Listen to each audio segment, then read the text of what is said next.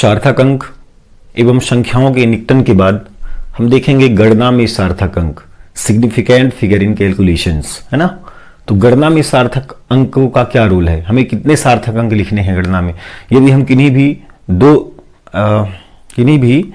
दो संख्याओं का, ठीक है, जिनमें सार्थक अंक हैं, तो उन संख्याओं में सार्थक अंक कितने होने चाहिए, इनको हमें देखना है। या तो हम दो संख्याओं का गुणा कराएं, दो राशियों का, या तो भाग कराएं या जोड़ें या घटाएं, है ना। तो उनमें सार्थक अंकों की संख्या कितनी होनी चाहिए उसके बारे में हम देखते हैं।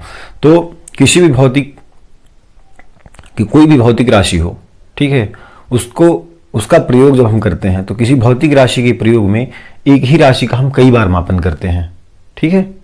एक ही भौतिक राशि का, जैसे हमने कोई वस्तु ले ली, उसकी लंबाई को हम कई बार मेजर करते हैं और कई बार मेजर करने के बाद उसका माध्यमान हमें प्राप्त होता है, ठीक है। ये किसी वस्तु की हम क्या लंबाई या तो द्रव्यमान कुछ भी माप सकते हैं। किसी भी भौतिक राशि को हम बार बार मेजर करते हैं तो हमें उसका माध्यमान जो निकलता है, ठीक है, तो वही उसकी एक्चुअल वैल्यू होती है। या विभिन्न राशियों का मापन कर, या तो अलग अलग राशियां हैं तो उन अलग अलग राशियों का मापन कर लेंगे और सूत्र की सहायता से किसी अन्य भौतिक राशि का मान ज्ञात कर लेते हैं, ठीक है। जैसे हमें रेखीय संवेग का ज्ञात करना है, तो रेखीय संवेग एक भौतिक राशि है ना। कैसी राशि है, व्युत्पन्न राशि है। तो रैखिक संवेग का मान होता है द्रव्यमान गुणा वेग, द्रव्यमान गुणा वेग, है ना। अब ये क्या है, विभिन्न भौतिक राशियां हैं, तो पहले द्रव्यमान का मापन करेंगे, फिर वेग भी देखेंगे कितना है, ठीक, उस वस्तु का वेग कितना है। तो इन दोनों राशियों का जब हम गुणा कराएंगे, है ना, तो इसकी वैल्यू निकल के आएगी। मतलब दो विभिन्न भौतिक राशियों का मान, है ना, इनका मापन कर हम सूत्र की सहायता से किसी अन्य भौतिक राशि का मान ज्ञात कर लेते हैं, ठीक है। इनका हम मापन करेंगे और सूत्र की सहायता, ये उसका गुणा करा करके, और किसी अन्य भौतिक राशि का मान हमें प्राप्त हो जाता है। अतः गणना में सार्थक अंकों का ध्यान रखा जाना आवश्यक है। अब इसका जब गुणा कराएंगे तो इसमें कितने सार्थक अंक होने चाहिए, इनका हमें ध्यान रखना है। तो गणितीय क्रिया में सार्थक अंकों को निम्न प्रकार से देखा जाता है, ठीक है। पहला देखेंगे जोड़ना या घटाना। तो पहले देखते हैं जोड़ना। जोड़ना में कैसे देखेंगे, किन्हीं भी दो संख्याओं का जब हम योगफल निकालते हैं, ठीक है, दो या दो से अधिक संख्याएं हो सकती हैं, ठीक, तो इन संख्याओं के जोड़ में, जैसे हम संख्या ले लिए 413.25, है ना, 15.243, 8.4, ये संख्या हो गई, है ना। इसको अब जोड़ें और इसमें सार्थक अंकों की संख्या हमें बतानी है। तो जोड़ो, तो ये क्या हो जाएगा 3, ये 5 4 9, ये 4 2 6, 6 2 8, दशमलव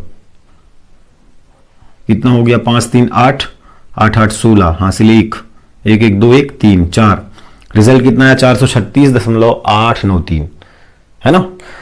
तो संख्याओं को जोड़ने या घटाने में, जब संख्याओं को जोड़ घटा रहते हैं तो जो प्राप्त अंतिम परिणाम होता है, ये अंतिम परिणाम है जो रिजल्ट निकला, तो प्राप्त अंतिम परिणाम में दशमलव के बाद ठीक उतने ही सार्थक अंक होने चाहिए जितने की जोड़ी या घटाई जाने वाली संख्या में, जोड़ी या घटाई जाने वाली संख्या 3 है, जितने की जोड़ी या घटाई जाने वाली संख्या में दशमलव अंक के बाद कम से कम सार्थक अंक हों। ठीक, ध्यान से सुना आपने कि जोड़ी या घटाई जाने वाली संख्या में दशमलव के बाद कम से कम जितने सार्थक अंक होंगे, कम से कम सार्थक अंक देखना है, तो प्राप्त अंतिम परिणाम में उतने ही सार्थक अंक होंगे। तो इसमें हम देखें, इसमें दशमलव के बाद 2 सार्थक अंक हैं, इसमें 3 सार्थक अंक हैं, इसमें दशमलव के बाद 1 सार्थक अंक है, केवल 4, है ना। तो मतलब प्राप्त अंतिम परिणाम में दशमलव संख्या के बाद कितने सार्थक अंक होना चाहिए, 1 सार्थक अंक होना चाहिए। तो 1 सार्थक अंक मतलब दशमलव 8 तक लिखेंगे, तो 4 3 6 दशमलव, अब 8 लिखें, है ना। तो 8 के पहले हम किसको छोड़ रहे हैं, 8 के बाद 9 को छोड़ रहे हैं, और 9 क्या है, 5 से बड़ी है। 9 कैसी है, 5 से बड़ी संख्या है। जब 5 से बड़ी संख्या को छोड़ेंगे तो इसमें 1 ऐड हो जाएगा, तो 0.9, ठीक, 0.9 ये आ गया आपका मान, है ना। तो जब क्या हो, जब हमने पढ़ा है संख्याओं के निकटन में, यदि जिस संख्या को छोड़ रहे होते हैं और वह 5 से अधिक होता है, 5 से अधिक होती है वही संख्या जिसको हम छोड़ रहे होते हैं, तो उसके पूर्व वाली संख्या में 1 जोड़ दिया जाता है ना। फिर देखें घटाना, इसी तरह, तो तो इस प्रकार से सार्थक अंकों की संख्या प्राप्त अंतिम परिणाम में सार्थक अंकों की संख्या केवल 1 होगी, है ना। इसके अकॉर्डिंग जो संख्याएं हमने ली उसके अकॉर्डिंग जो संख्याएं हमने ली उसमें दशमलव के बाद कम से कम एक सार्थक अंक है, इसलिए प्राप्त अंतिम परिणाम में दशमलव संख्या के बाद भी एक ही सार्थक अंक होगा।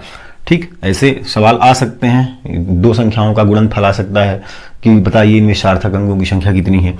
घटाना देखें, जैसे 216.354 माइनस 8.25, इसको घटाना है तो ये आ जाएगा 4, ये 5 में 5 गया तो 0, 3 में 2 गया तो 1, है ना। ये कितना है, 6 में 8 जाएगा नहीं, 16 में 8 गया 8, 1 हो जाएगा 0, 208.104 ये प्राप्त अंतिम परिणाम। अब इसमें देखो जोड़ी या घटाई जाने वाली संख्या ये दोनों हैं, तो इनमें दशमलव अंक के बाद कम से कम सार्थक अंक कितने हैं, तो इसमें 3 है, इसमें 2 है, तो कम से कम सार्थक अंक कितना है, 2 है। तो मतलब दशमलव संख्या के बाद कितने सार्थक अंक होंगे प्राप्त अंतिम परिणाम में, 2 सार्थक अंक होंगे। तो 208.10, अब 4 को छोड़ देंगे क्योंकि 2 अंक ये में लेना है, तो 4 को हम देखते हैं। तो 4 कैसी संख्या है, 5 से छोटी है। जब 5 से छोटी है तो उसके पहले की संख्या अपरिवर्तित रहती है। तो 208.10 ये क्या हुआ, प्राप्त अंतिम परिणाम, फाइनल रिजल्ट, है ना। फाइनल रिजल्ट हमें ये मिलेगा। ओके, तो ये हो गया जोड़ घटाना। अब देखते हैं गुणा, है ना, सार्थक अंकों का गुणा।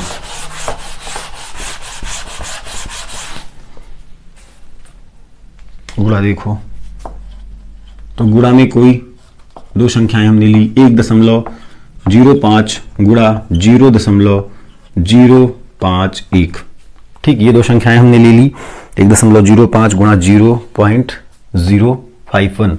इसका जब गुणनफल कराते हैं तो हमारा मान आता है 0.05355, ये मान आया, है ना। तो इसमें देखो दशमलव संख्या के बाद कितने सार्थक अंक हैं, कम से कम इसमें दशमलव संख्या के बाद कम से कम सार्थक अंक हैं 2, और उसमें दशमलव संख्या के बाद सार्थक अंकों की संख्या है, सार्थक अंकों की संख्या कितनी है। अब ये इसके प्रथम अशून्य संख्या के पहले यदि सार्थक अंक, यदि प्रथम अशून्य संख्या के पहले कोई शून्य है तो वह सार्थक अंक की कैटेगरी में नहीं आता। तो इसमें देखें तो दशमलव संख्या के बाद कम से कम 2 सार्थक अंक हैं, है ना। इसमें भी दशमलव संख्या के बाद 2 सार्थक अंक हैं, है ना। तो दशमलव संख्या के बाद कितने सार्थक अंक होंगे, इसमें भी 2, है ना। तो 0.0 तो सार्थक अंक है ही नहीं, तो प्रथम सार्थक अंक क्या कहलाएगा, 5, और दूसरा सार्थक अंक जब हम 3 लिखेंगे तो 3 के पहले देखेंगे हम 5 छोड़ रहे हैं, और जब 5 छोड़ रहे हैं तो 5 के पहले कैसी संख्या है, विषम संख्या है। तो विषम संख्या है इसलिए इसको 1 से बढ़ा देंगे। यदि छोड़ा जाने वाला अंक 5 हो और इसके पहले विषम हो तो उसमें 1 ऐड कर दिया जाता है, 1 प्लस कर दिया जाता है। और यदि छोड़ा जाने वाला अंक 5 है, उसके पहले सम है, तो वह अंक अपरिवर्तित रहता है। तो इस प्रकार इसमें सार्थक अंकों की संख्या कितनी हो जाएगी, 2। ठीक है, तो 2 सार्थक अंक हो जाएंगे, है ना। और इसमें सार्थक अंकों की संख्या दशमलव संख्या के बाद 2 है, पर टोटल तो 3 है ना। और हमें देखना क्या है, दशमलव संख्या के बाद सार्थक अंकों की संख्या, तो इसमें 2 है और इसमें भी मिनिमम 2 है ना। तो इसमें दशमलव संख्या के बाद सार्थक अंकों की संख्या 2 है, इसलिए जो प्राप्त अंतिम परिणाम होगा उसमें भी उसी सार्थक अंक होंगे। इसी तरह देख लेते हैं भाग का, है ना। तो भाग का देख लें, भाग में जैसे हमने संख्याएं ली 0.41 डिवाइड 3.94 इक्वल आया 0.1040609। ठीक है, ये वैल्यू आ गई भाग लगाने पे।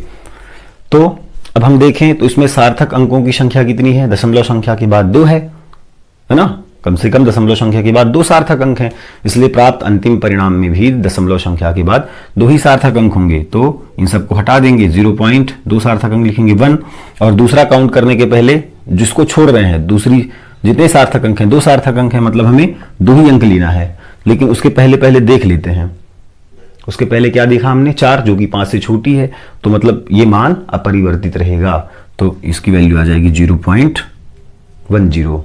ठीक है, तो इस प्रकार से हमने सार्थक अंकों में व्यक्त करना सीखा कि गणना में हम सार्थक अंक कैसे लिखेंगे, है ना।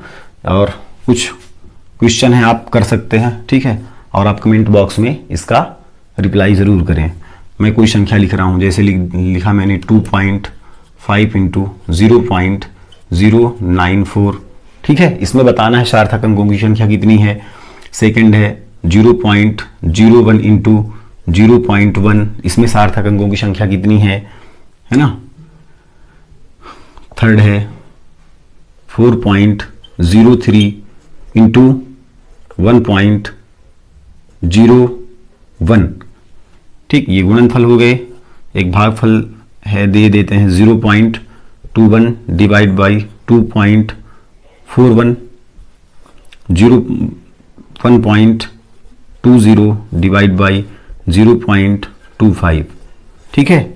इनको लगाना आप और इनमें सार्थक अंकों की संख्या आपको बतानी है ना। सार्थक अंकों की संख्या ज्ञात कीजिए, सार्थक अंकों की संख्या ज्ञात कीजिए, ठीक है। इनको हल करना, पूरे ना हो तो एक एक तो हल कर ही लेना और देख लेना कि सार्थक अंकों की संख्या कितनी है, और कमेंट बॉक्स में इसका उत्तर सेंड करना, ठीक है। धन्यवाद। अब इसके बाद हम देखेंगे विमीय सूत्र।